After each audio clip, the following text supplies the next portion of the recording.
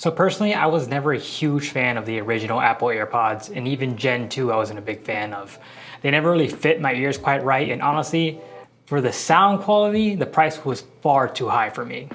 But now Apple just released the AirPods Pro, and at first I was really skeptical, especially since they raised the price to $250.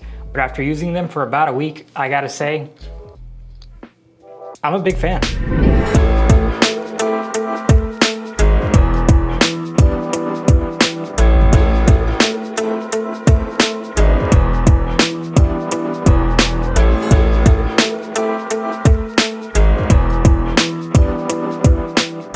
Let's just get it out of the way. These are $250 headphones. But when you consider all the features Apple managed to pack in these tiny little headphones, you can kind of see where the price makes sense. So let's quickly go over all the specs and features on these headphones. You've probably heard this a million times in a bunch of other videos, so let's not try to spend too much time on it. So of course, the new main big features of the AirPods Pro are the noise canceling, which is #1. They're also now in-ear headphones, which is fantastic for people who had issues wearing the original AirPods, myself included. They would never fit correctly. They were super uncomfortable. They're also now IPX4 rated, so they can withstand some sweat and water, but you can't go dunking them in a tank or anything like that. And just like the Gen 2 AirPods, these do include a wireless charging case, so that's pretty handy if you don't want to use a cable. But let's talk about battery life.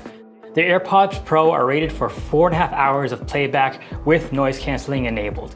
If you do not have noise canceling enabled, you can probably get about 5 hours just like the original AirPods. With the included charging case, you can run these for about 24 hours before you have to charge the case itself. But that 24 hours is if you did not use noise canceling on your headphones. If you're actively using noise canceling on these headphones, which you should, that's the whole point of getting the AirPods Pro, then that charging case is gonna give you a little less than 24 hours. And fast charging is enabled on the headphones and the case, so 5 minutes of charging should give you about an hour of playback. My only real complaint about the case is that it has a lightning port, not a USB-C port, so we're still forced to use the old outdated lightning cables. And just like you've probably heard a million times already, the case is a bit bigger than the original AirPods case. I don't have those in stock with me, so I can't show you the difference. It's not much bigger. These things are still extremely pocketable. You can still fit them in that little chapstick pocket you have on your jeans. You're still getting an all plastic construction. It does feel nice and high quality, but at the end of the day, it's still plastic. It can still break pretty easily. If you accidentally step on your case, you're probably gonna ruin it and have to buy a new one. And it's an all glossy white finish, which does get pretty gross after a while, if we're being honest. Now inside the case, of course, you're getting that wireless charging like I mentioned before, but you're also getting Apple's W1 chip, so it instantly pairs with your iPhone, your iPad, your MacBook, any Apple device you have. Though, of course, if you do not have an Apple product you're using this with, you can still function as normal, regular Bluetooth headphones. There's a button on the back that you press to start pairing. And like I mentioned earlier, the headphones themselves are now in-ear headphones, so they do have that ear tip at the very bottom. Now, even if you don't have noise canceling turned on, you're still gonna get much better sound quality just because you're getting that passive seal in your ears. But be careful not to lose the ear tips because they are custom made for these headphones. You cannot go out and buy generic ear tips to put on these, at least not yet. Of course, you're gonna find these things on Amazon in a couple months. But right now you can only get replacements at Apple, but they are about $5. And when it comes to controlling playback on these headphones, you're gonna have to start squeezing the stem a lot, which sounds super gross. You have to squeeze and hold to activate noise canceling or switch to transparency mode. You have to do a quick squeeze to play and pause. You gotta squeeze twice to skip tracks, squeeze 3 times to go back a track. There's a lot of squeezing if you're gonna get really used to it after a while, but at first it's a little finicky, and honestly, I still haven't mastered it, and I've been using them for about 2 weeks now. And of course, these things are Siri enabled, so you can talk directly to her and she'll change the volume for you with script tracks or whatever it is you want her to do. The built-in microphone on these things sounds pretty good. They're still not comparable to the microphone you have on your cell phone, but they're miles above the microphones you find on most wireless earbuds nowadays. Now let's finally talk in depth about the biggest feature on these headphones, noise canceling. These things do not block off all noise. It's not like you put them on and everything's dead silent, you don't hear anything at all. If there's a lot of constant noise in the background, you're still gonna get that in your ears, but it's gonna be extremely muted and more muffled. The noise canceling on these things are nowhere as good as over-ear headphones or on-ear headphones.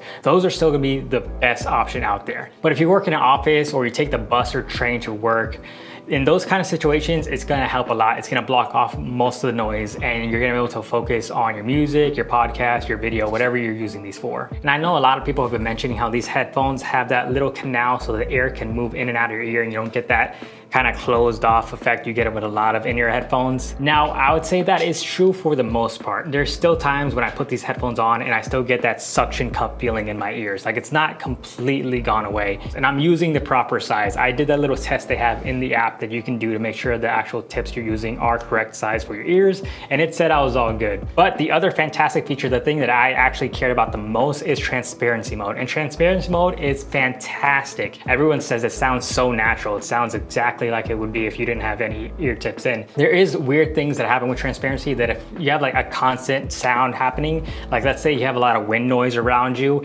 it's gonna sound bad and muddled. But finally, let's get to the very end of this, sound quality. This is really something that I highly suggest you going to the Apple Store and asking for a trial pair just so you can play with them in store and see what it sounds like. I would compare them with the Powerbeats Pro. I had those for a little while and the sound is pretty much identical. I think at this point, Apple's just kind of taking the two brands and taking the technology and mixing them together. When you do not have noise canceling enabled, sound quality, it basically sounds like the original AirPods. A little better because again, there is an ear, but really if you want the best sound quality out of these things, turn on noise canceling. When you enable noise canceling, the sound quality goes way up. So for $250, I understand it's a really steep price to ask for headphones nowadays, but I honestly think they're worth it. The convenience is the biggest thing for me. The convenience factor of being able to take something this small, just throw it in any pocket or bag I have. Really the big thing you're gonna get with the AirPods Pro is convenience and noise canceling. If you can give away some convenience and you don't really need noise canceling, there are far cheaper headphones out there right now.